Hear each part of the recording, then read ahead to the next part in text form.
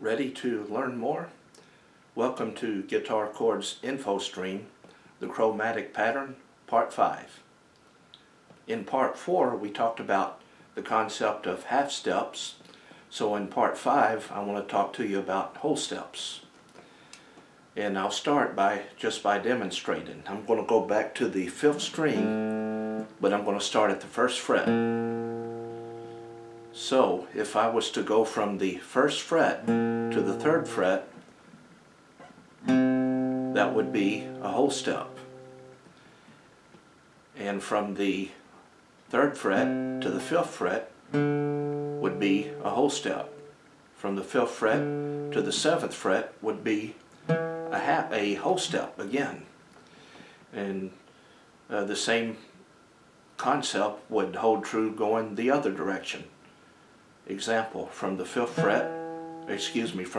fret to the 5th fret, that would be a whole step. And from the 5th fret to the 3rd fret would be a whole step. So now I'm sure you kind of get the picture. From one fret to the next is a half step, but 2 frets apart is a whole step. And of course the same going down. If you go down 1 fret, you're going half steps, but if you go down 2 frets, then you're going a whole step. So that's a pretty simple concept, but it's actually, these half steps and whole steps are pretty important building blocks, not only when it comes to fretboard theory, but theory on any instrument as well, and even written theory, even on paper, that kind of music theory. So now let's talk about going from open strings to frets. As you remember, if we were to go from an open string to the 1st fret, that would be a half step. But if we go from an open string to a 2nd string, then we would have a whole step. And also, if we were to go from the 2nd fret to an open string, that would be a whole step as well. The concept works in both directions. And this concept of a whole step being twice as far as a half step, that holds true on any string on the guitar. Let's just take the 3rd string for example. We haven't gone over that yet, but we do already know that from the 3rd string open to the 2nd fret would be a whole step. And from the 2nd fret to the 4th fret would be a whole step.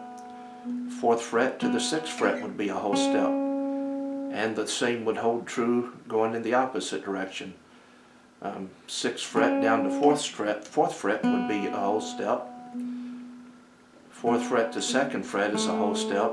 And 2nd fret to the open string would be a whole step. So that gives you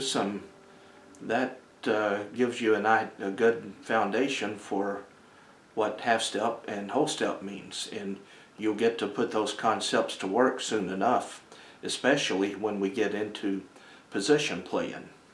And that's really not real far off. Or for all I know, you may be an intermediate or advanced player that just happened to come across this videos on YouTube, but this is still information that probably everyone could use, even seasoned players.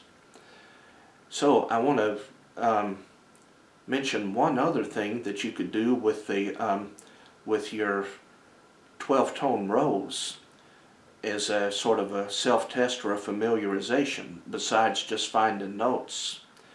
You could also find a note on your 12-tone row. I'm just at random, I'm going to pick the 12-tone row that has sharps in it, and I'm going to use the 6th string to demonstrate this.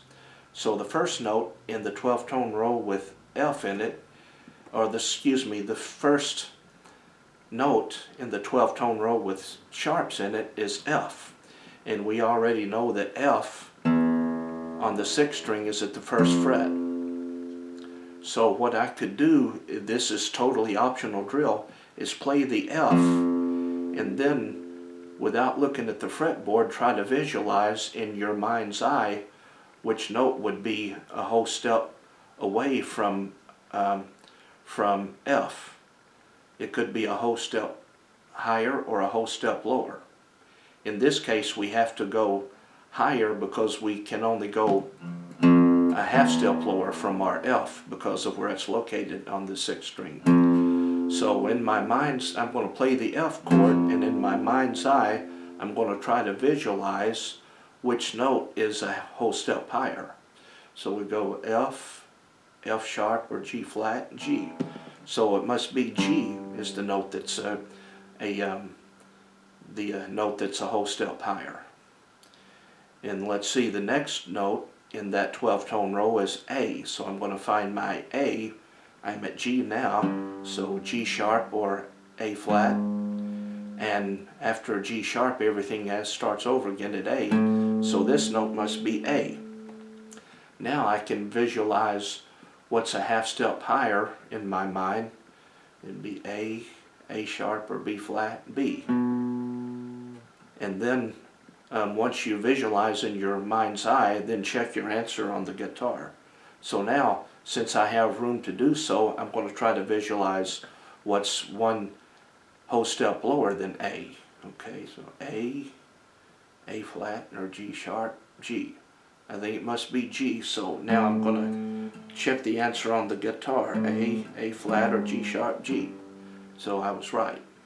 Now this exercise, it may seem a little bit like a cop-out, but when you get into sharps and flats, and also going the notes that doesn't have a half step in between them, that being B and C or E and F, then this can get a little bit challenging. So it's totally optional.